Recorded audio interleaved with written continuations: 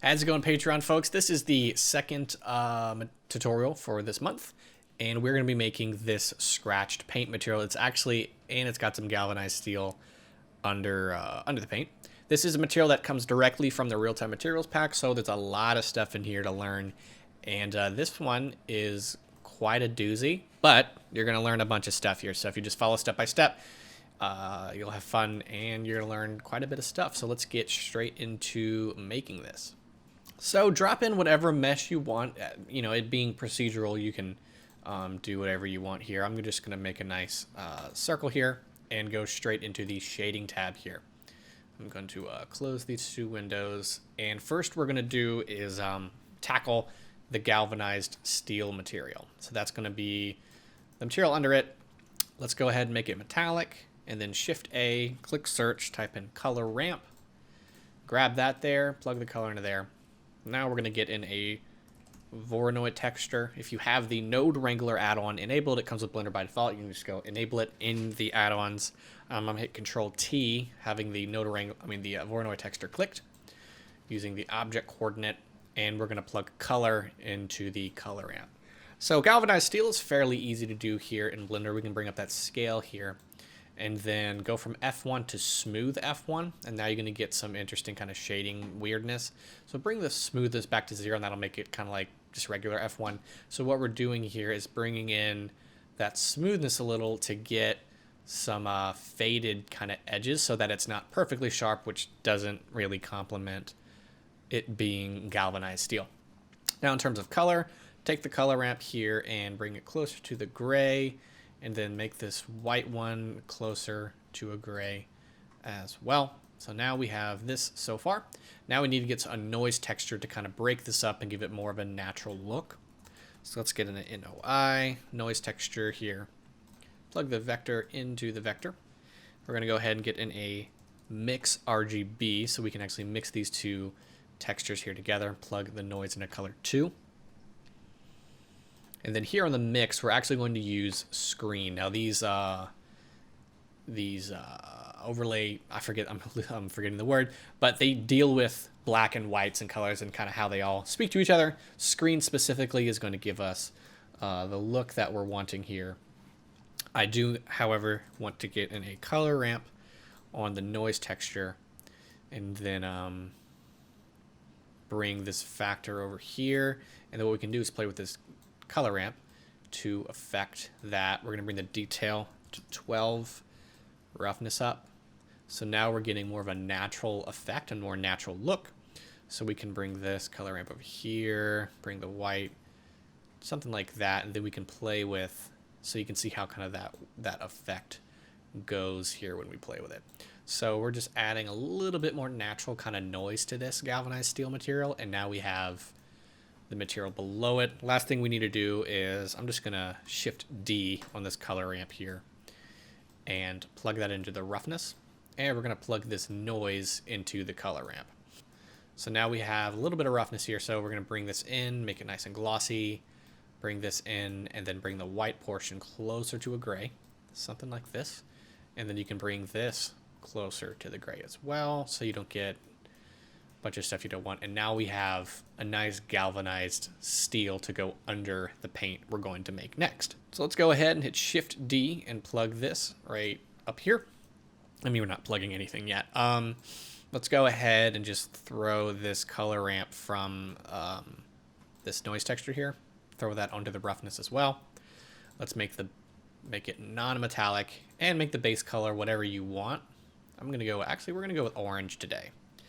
Now we're going to go Shift A, search, mix shader, plug that there, and let's plug this paint material here at the top, and it's going to swap that automatically. So now we have some paint, and we need to start messing with a mask to actually get these two to speak to each other to reveal the paint. So first thing we're going to make is sort of the noise texture that's going to go and reveal part of this, and then we'll work on the scratches.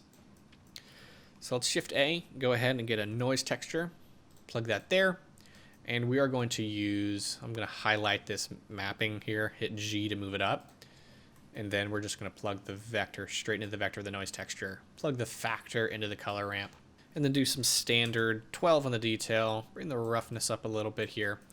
And then let's start messing with this color ramp until we start revealing some of the galvanized steel below. So now we have this, and we can just bring that in just like this. And now we have some paint revealing a little bit of that galvanized steel. Nice little details there. We can bring that Voronoi pattern up a little bit more so it looks more like a galvanized steel. Now we're going to go ahead and start working on the scratches. So let's move this just kind of out of the way. Shift A, get in a Voronoi texture.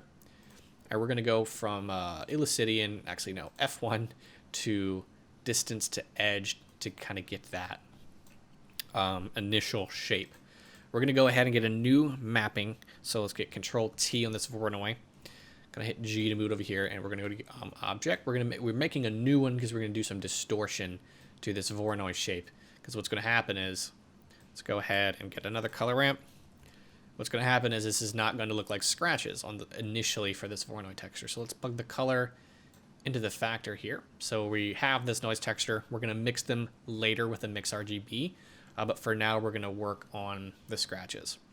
I'm going to hit this drop down and flip the color ramp so that we kind of get this action right here. So I want the edges to be a little faded here. So if we did like well, if we brought it in closer, you can see, like say if I brought the white closer, those edges would be perfectly flat.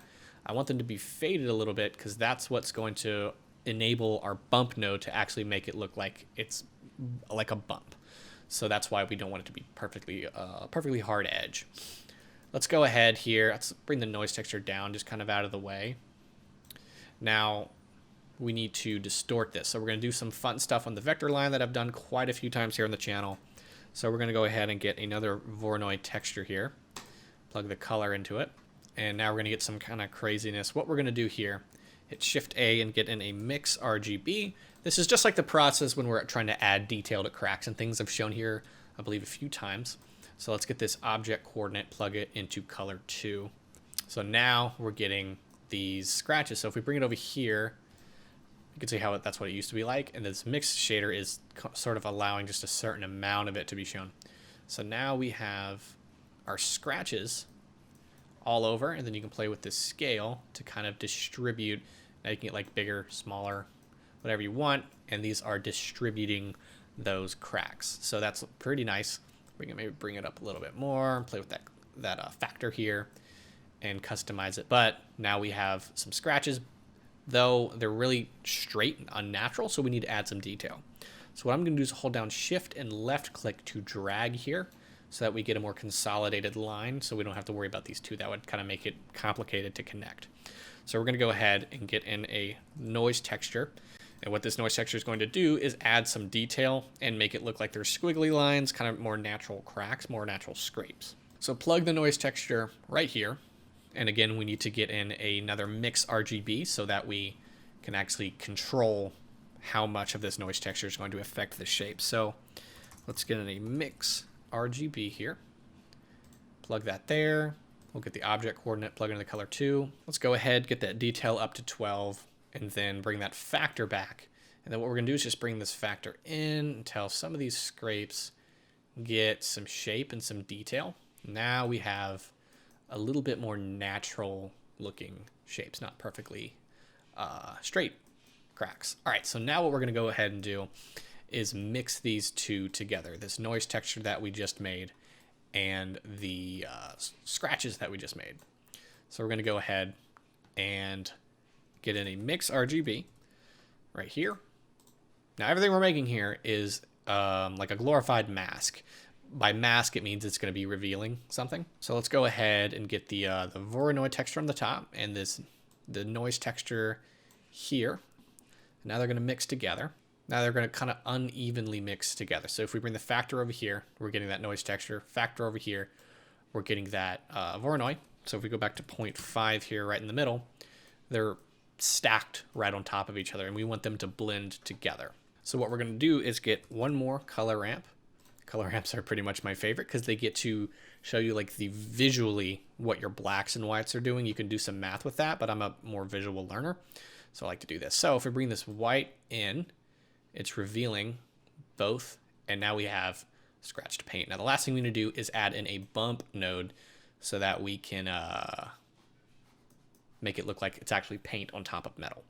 So what we're going to do is just kind of bring this over here, give it some organization. Shift A, search BUM, give you that bump node, plug it into the paint color of the principled here. And not the paint, we'll plug it into the normal of this paint node. And then let's go ahead and take this color ramp, plug it right into the height of our bump node.